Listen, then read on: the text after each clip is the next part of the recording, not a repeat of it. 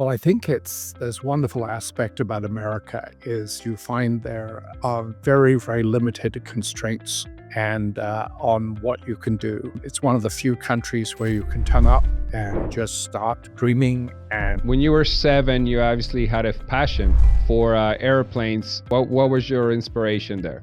more the science behind flying, and more the how could these wonderful things go up in the sky. I think it's because I had a very difficult childhood and was sent off to boarding school at the age of 7 or 8.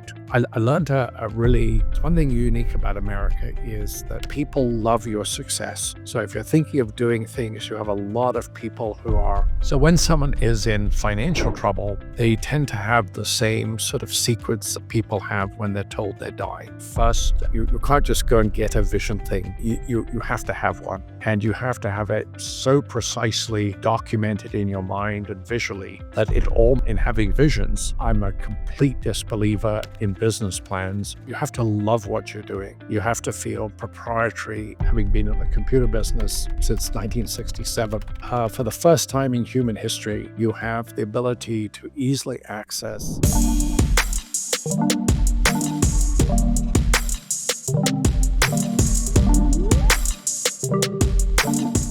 Welcome to Boardside Leadership Talks. I'm your host, Martin, and today I want to welcome another great episode that I'm looking forward to hosting with Mike Dunlap as my guest. And Mike is an aerospace analyst, a public speaker, and a serial entrepreneur known for transforming companies and innovating the machining industry. As the president and founder of Net-Inspect LLC and Autonomous Machining LLC, he has reshaped aerospace quality management with over 7,000 companies across 50 countries using his quality system. With 45 years in aerospace, Mike has built and led multiple successful companies, including QPM Aerospace, which grew to 30 million in sales within a decade. He's a passionate leader, a seasoned public speaker, and an expert in turnarounds. So much so that he's writing the book on it, The Art of Turnaround, 10 Steps to Bring Enjoyment and Profitability Back to Your Company. I believe it's set to release, or it did release in 2024. We'll find out the details. And today we'll dive into leadership, business transformation, and the future of aerospace innovation. Mike, welcome to the show. Thank you very much, Martin. Did I miss anything? No, you condensed it a bit. 45 years of work is quite a lot, but it's been a very, very interesting career since arriving in the U.S. September 25th, 1973, with $300. And so everything has been built from that $300. So it's Incredible. Extraordinary, exciting 50 years. And I genuinely enjoy talking about it because to explain the magic of America, that someone who didn't finish high school can arrive in America with $300 and build 11 companies, and at 77, still working 10, 12 hours a day and enjoy every minute of it. That's incredible. And your journey actually started, obviously, since you're in aerospace, with a passion for airplanes at just your age of 7 years old. And now, like I said, and like you're going to add more into it, but you've built and led multiple aerospace companies. Looking back at that, what was the pivotal moment that pushed you from being a passionate about aviation to becoming a leader in the industry? Well, I think this wonderful aspect about America is you find there are very, very limited constraints and on what you can do. It's one of the few countries where you can turn up and just start dreaming and executing. And I think obviously coming to Seattle, there's a high dominance of aerospace. And in 1968, Boeing had just let go 62,000 people out of 100,000. So there were only 38,000 that were left. and it was the biggest percentage reduction of any company up to that time. And someone put a sign on I-90, a real estate agent saying, "We're the last person leaving Seattle. Please switch out the lights." So all the U-Hauls were leaving. In fact, there was a job that you could get, which was to bring U-Hauls back because they were all going in the same direction. They were going to California, they were going to Montana, they were going anywhere, but no one was coming back. So they hired University of Washington students to go out and bring the U-Hauls back for the next group that was leaving. So when I arrived in Seattle, it wasn't, it was, it was fairly depressed, but I came from England, which was in the winter of discontent. And that was far, far worse. And I was trying to explain to people that whatever was in Seattle was certainly a lot better than I had from England. So as far as I was concerned, this was a great place to come to. That's awesome. And when you were 7, you obviously had a passion for airplanes. Original goals, were you thinking pilot? What was your inspiration there? More the science behind flying and more the how could these wonderful things go up in the sky. In the biography that I wrote, we lived very near to an RAF um, air station, and we saw B-52s. We saw the incredible V bombers that England built as a nuclear deterrent, and it shook the house, but it was exciting. And so then, when I was 7, I got a my parents sent me to Ireland to work on my parents' farm. It was supposed to be a vacation, but didn't turn out that way. So they put me on an airplane, and I flew a Vickers Viscount, first turboprop, the fastest turboprop in the world. It was noisy, was smelly, but was fantastic. And I was on my own, and the flight was rough, and I just loved every moment of it. And I think that sort of sealed the deal that one day I would be involved in working closely with these magnificent flying machines. What were your parents' thoughts on that?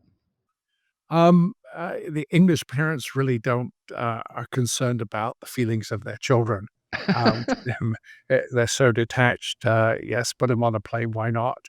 I remember one of my school chums. I went to a boarding school, and at the end of the term, he flew. His parents were in New York, and he flew back to New York on a Lockheed Constellation, and no one thought anything strange that you'd put 7, 8, 9-year-olds on a plane and send them somewhere. It was just part of the sort of British Empire. We'll send them out to the colonies, and there's no concern about whether I might have not liked it or been alarmed. And luckily, I just absolutely loved it. So it worked out really well. No, good for you. And then was your move to Washington strategic move? Was that the reason? Yes, I had a sister living here, and I got seriously misled. I arrived in August for my the first time I visited America, and it was sunshine and it was warm, and we were out on Lake Washington, and all the beautiful ladies in their bikinis. I thought this was an extension of California. It actually wasn't, because when I arrived in September, I didn't see the sun until the following April, so I actually got significantly misled. But we have beautiful summers here in Seattle, but I kind of felt it was like that all the time. And no one told me the grim and bleak winters that you have to go through if you live here. Yeah, not quite the California winter. No, no. So obviously, passion is pretty deep. Would you accredit that to your success in the industry? I think it's because I had a very difficult childhood and was sent off to boarding school at the age of 7 or 8. I learned a really good resiliency. I mean, I learned to take care of myself, and I was also extraordinarily uncooperative at both school and later on. So I got fired from my first job in America for rewriting some of their software. I had a very very, very good software background, starting in 1967. And so I've been in the software business sort of 56 years. So I've combined these two elements of aerospace and software. And that was really the nexus that created Net-Inspect. But I got fired from my first job. They had to buy my software because I wrote it really well. And it was a large company. And the CEO of the company said to me, Mike, you're effectively unemployable. We can't have people making their own decisions, just deciding to do something. You got to ask permission. He said, we'll buy the software from you, and you need to work for yourself. You're not really employable. And so I flew back from New York with a check of $30,000 after tax.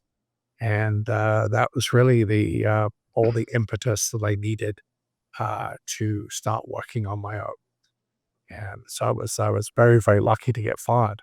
And I think that's probably the most pivotal moment in my life, and to have a CEO who was compassionate enough to tell me I was completely unemployable.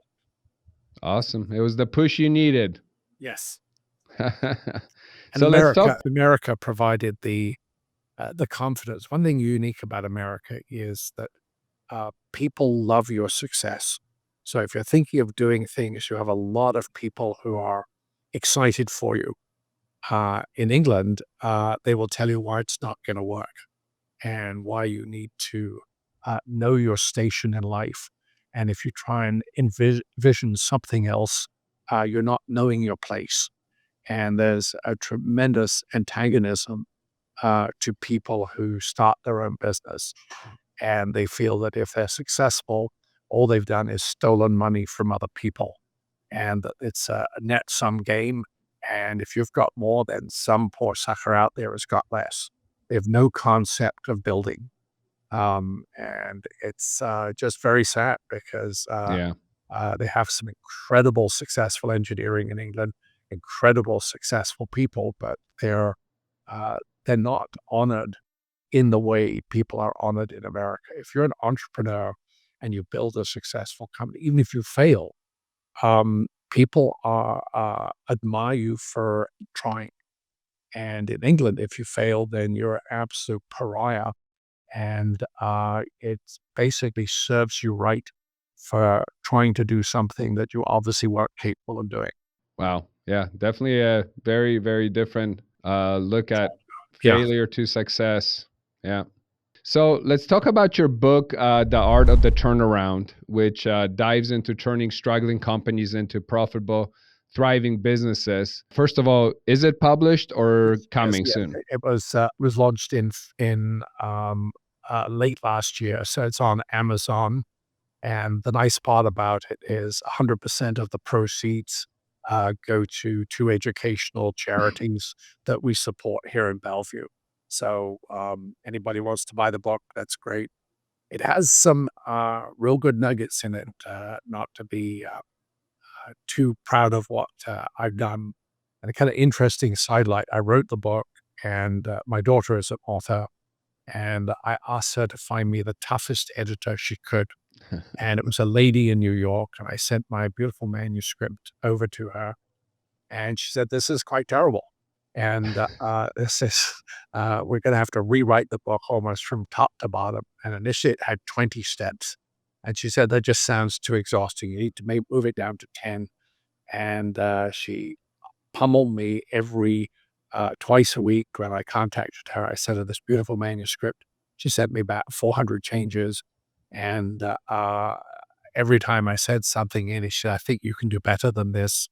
And she corralled me in a year to ending up with a book that is really comfortable to read. It's nothing like the one that I produced.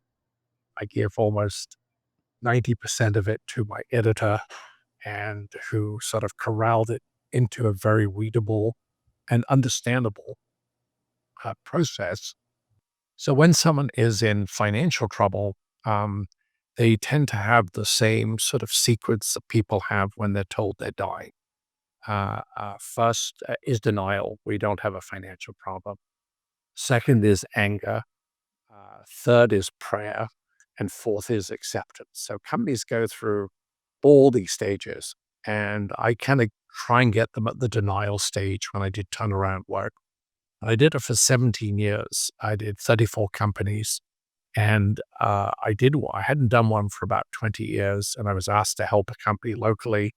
A friend of mine had an investor group who bought a company. And I suddenly just went back to the instinct that I had that I developed over 17 years. And I realized this is a process.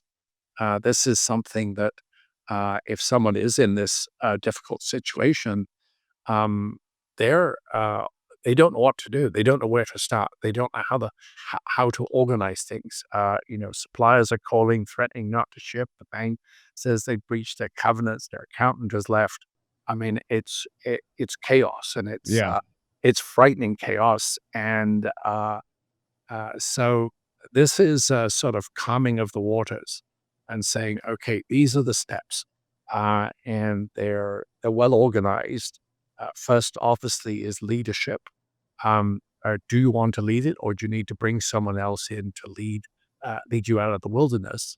And then the So second, would you say that's literally the first and most critical step, what you're describing right now? 100%. If you can't do it without a very strong leader who has to take the brunt. Um, what you are effectively is an emergency surgeon in an emergency ward. You can't be too worried about the cosmetics, but you have to lead. You can't come in there lacking in confidence. You have to establish your leadership position. Then people start to follow and people start to change. If it's an academic exercise, people won't change. So you have to take a fairly forceful approach, identify the problem, and start working on the solution pretty much on day one. And you have to have a momentum, and not to bring politics into it, but kind of do what President Trump has done in the first 13 days. It's almost as if he read the book, but it is this you flood the zone. You identify all the people the fifth column, who will undermine what you're doing. And you just flood the zone. And you assume, when I came in as a consultant, I assumed I was running the company. I'd never been given permission to, but I just assumed I did. I'd hold the first meeting in the boardroom. I said, this is what we have to do. This is the situation. And then this process evolved. And I thought, well, last year after I'd done this recent turnaround, I thought, I need to write this down, because I think there is a methodology, and I'd never seen a methodology for turnarounds where it was precise. There was a process where the financials were deconstructed, demystified, and how to treat employees, how to treat suppliers, how to treat the bank, how to treat everybody in your ecosystem, how to treat your customers. No one really had documented that process. And so I thought that would be a contribution that I could make. And I think it applies not only in a turnaround situation, but I've had a couple of fairly large companies say they'd like to use this on an annual retreat basis to reassess the company's vision, where they're going, get leadership, what their real financial situation is, how they treat their customers, how they treat their suppliers. And more interesting enough, Boeing is going through that right now. They're going through that process. And I'm not quite sure whether they read the book, but their process is identical to everything that's in the book. And so I have a meeting with some top people at Boeing in a couple of weeks. I'm having dinner with them, and obviously I'm going to give them a copy of the book. But they're doing a lot of the steps that were outlined in the book. So it's fun. It's had an impact, and it's really part of the legacy, my learning legacy that I put together over many years. And thankfully, I had an excellent editor. I would hate to think of my original manuscript being printed. The edited one is good. Awesome. So you grew QPM Aerospace to 30 million in sales and made Net-Inspect the global leader in aerospace quality software. What are the key leadership traits needed to scale company effectively, and how do you build teams that drive sustainable success? It's vision, vision, vision. There's a apocryphal story about George Bush Sr. with one of his aides coming in and saying, "Sir, we have to have a vision for the next election. We have to create a vision." And he said, "Well, then you need to get me one of those vision things. You can't just go and get a vision thing. You have to have one, and you have to have it so precisely documented in your mind and visually that it almost seems like it's already been done. And with that vision and with the detail that's incorporated in that vision, you then see signposts that take you to that vision. And I've always been a great believer in having visions. I'm a complete disbeliever in business plans because I've never seen a business plan that remotely happened. You need to project the vision rather than the business plan. The business plan is for the person who put it together to convince themselves to start a business. So they always lose money in the first year, break even the second year, make $1 million the third year, and that never happens. And a lot of young kids come into my office and they want me to review their business plan, and I say, "Yeah, bring it in." Then I throw it in the in the garbage. They say, "What are you doing?" I said, uh, if it convinces you to start your business, great. But if not, none of that's going to happen. First thing you got to do is learn to pivot. Secondly, manage money. And third, equally, have a vision. Tell me what you want. Tell me what it's going to look like. Tell me what it's going to, how proud you're going to be walking through what you've created. And then you'll start to see the signposts. Then you'll find people that you enjoy working with, and you'll build a team. And you'll pick some bad people, and you'll have to change them out. But early parts of a business are pivot, pivot, pivot, and things get thrown at you. So the interesting aspect about QPM, we were going really, really well until 9/11 hit, and we lost 40% of our business in 2 weeks. And so what I recommend to all executives is, and I've done this all my life, all the businesses that I've put together, top right-hand drawer, I have a contingency plan of what would happen if I lost 50% of the business, and write down to who I would keep, what I would do, how I would change the expenses. And that's my lifeboat. And so the day after 9/11, we executed the plan, and we were profitable in 2002. We're probably one of the only aerospace companies that was profitable in 2002. So we had a setback, obviously, and then we had another massive setback when Boeing postponed the 787 after we'd bought $15 million of equipment for that program. And they suddenly say, "You've got to hold your breath for the next 4 years because we're late." So, I mean, life sends you some curveballs. Yeah. And resilience and vision and just perseverance. I don't think I'm the best businessman, but I think I'm the most, I just keep going. And Net-Inspect was designed actually I took 3 months off and I designed the software for my own manufacturing company. And the nice part was I could incubate it and see whether it worked in my own company. So my beta test site was my own company, and it produced such extraordinary results. I thought, well, this is a product. And so I spun it off. And now I think we're a little over 8,500 companies using the software. We have close to 200,000 users in 60 countries. We're the largest quality system for aerospace anywhere in the world. And we still only have 16 people in the company. And we run everything out of a single office. And we have every major aerospace company, Boeing, Airbus, Pratt & Whitney, Rolls-Royce, Collins, Raytheon, They're all customers, and Rolls-Royce has been a customer actually for 15 years. Rolls-Royce engines, not the cars. Everybody thinks about the cars, but that's their engine division.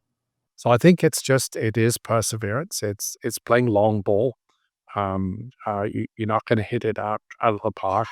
It's best to do a base hit, and then you come back for more and do some more base hits. So I found business is base hits, not home runs, and it really is rewarding because it is long term. If you get a home run, then you probably sell the company, and then what you do.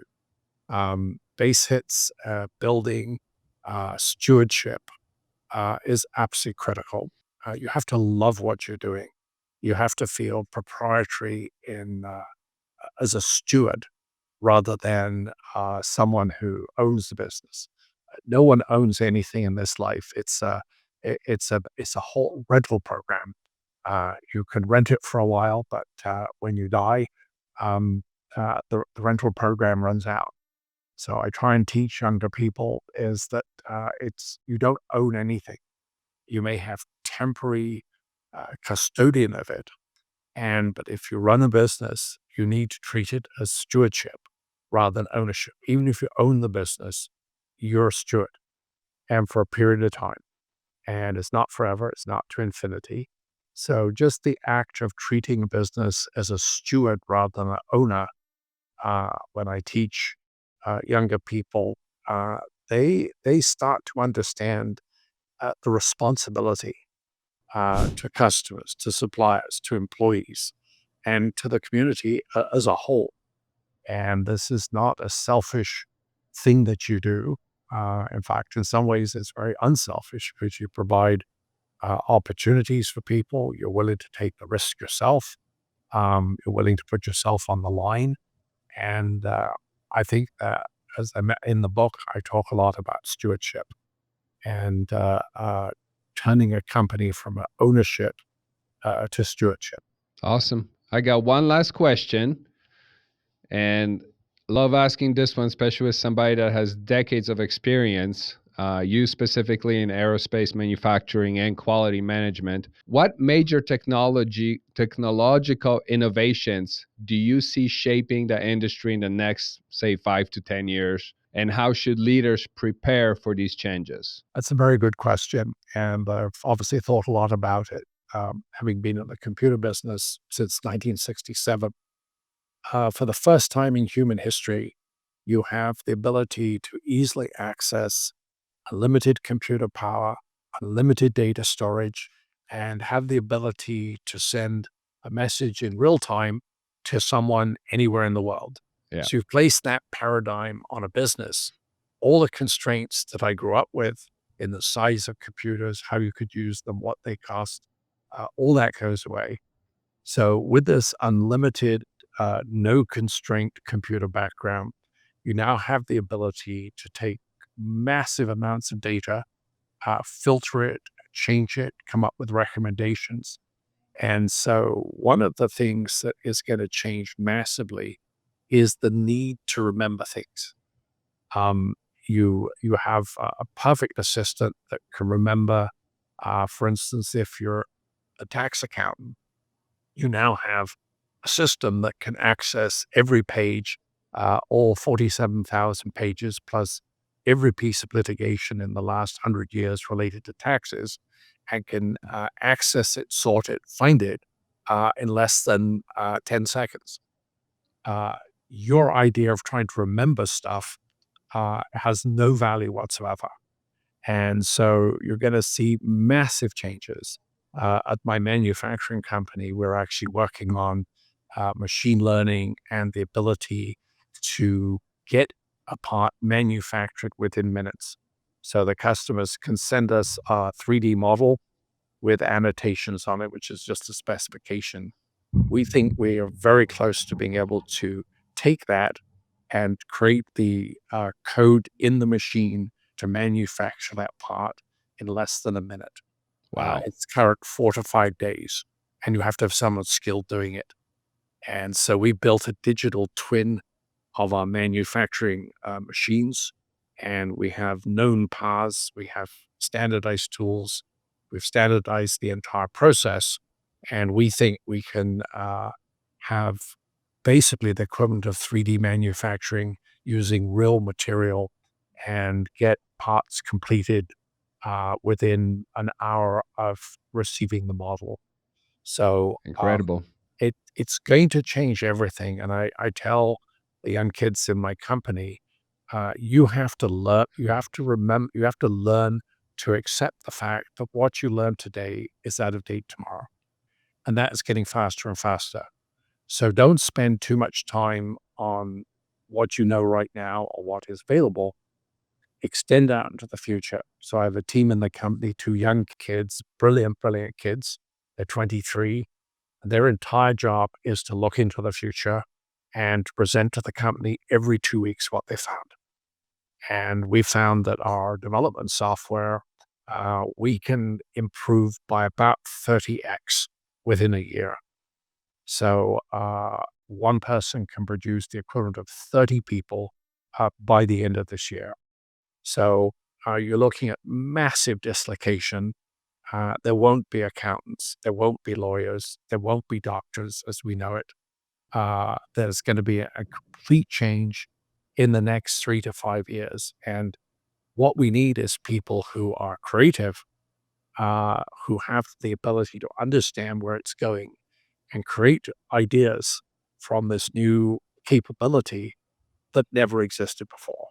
So it's almost like we've started with electricity. Someone has invented electricity, and they've got a light bulb, and they say, "Wow, this is great." And everyone says, "Well, is that all it can do?" And you say, "Well, yes." And someone says, "Well, no, actually, I think you can use it for this and this and this and this." So we're at that sort of nexus with cloud computing, with machine learning. AI is a simplistic way to describe it because it's neither artificial nor is it intelligent. It's just mass brute force of being able to access and sort relatively intelligently, at least in an organized way, data that you can use that you would never have the ability to access in less than 2 or 3 seconds. Yeah. So that's going to be the fundamental change. I'm not quite sure where it goes, but it's going to be an incredible ride. Awesome. Mike, thank you so much for joining me today. I really appreciate your time. And for our listeners, if you haven't yet, pick up his book, The Art of Turnaround. Art of the turnaround. Of the turnaround. Thank you. Anything else you want to say? How do people get in contact with you, Mike? Just if they go on to the website, which is www.theartoftheturnaround, and also through Net-Inspect, my email is available. So it's very simple to get hold of me, and really enjoy chatting to business people. And I think it's one of the wonderful things. I turned 78 this year, and I'm trying to teach the enjoyment of work and point out that with Warren Buffett, 92% of his net worth was gained after the age of 65. So when you think about 65 as being the cutoff, just look at Warren Buffett, and 92% of his worth was created after the age of 65. And with myself, probably 60% of my net worth was created after the age of 65. So I'm trying to teach people to continue working. Yeah. Number one, if you really enjoy it, the alternative is playing golf, which you never get any better. In fact, you get worse. And going to the doctor's office, which seems to be the only two things that my retired friends do. So this is a wonderful alternative, and I think they're great opportunities for entrepreneurs in retirement. And I have on the website a blog that says that talks about entrepreneurship in retirement, because I think that's you've got the money, you've got the know-how, you've got the knowledge, you've got the confidence, and gives you a great opportunity to work with younger people, which is incredibly therapeutic. I mean, there's nothing like working with 23, 24-year-olds And I just absolutely love it. The kids that I have here working in the software company are permanently rejuvenating. And I think it keeps my mind sharp. I do a lot of Yeah. research, I do a lot of study, but these kids are fantastic. And anybody who says the next generation is not going to be good, they're brilliant. They're less tolerant. They're not going to do boring jobs. They're going to only do work that fascinates them.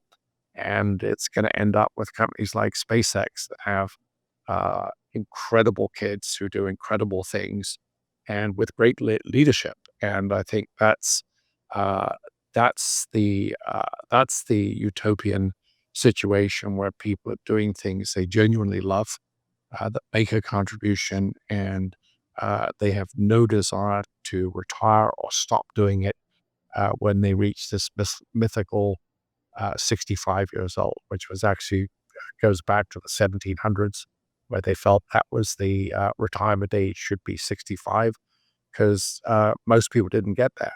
So it's 2 or 3 years beyond retirement. One of the things I'm finding is those of us who keep working uh, tend to live a lot longer. Warren Buffett's 94, Yeah. and Charlie Munger, his partner, was 100. And so there is not only for personal satisfaction, but the contribution. I mean, the experience and knowledge that I've been lucky enough to gain, it is wonderful to share it. And if you retire, it basically becomes my coup. No one wants to know, no one cares. But if you stay in the game, I think you can make a major contribution, and that's what I intend to do till I expire, till my expiration date. And at that point, I feel I will have, had an extraordinarily enjoyable life. Awesome. Once again, thank you, Mike. Thanks for joining me. Great. Thank you for tuning in to Leadership Talks. Don't forget to subscribe for more insightful conversations with industry leaders. Your support means a lot to us.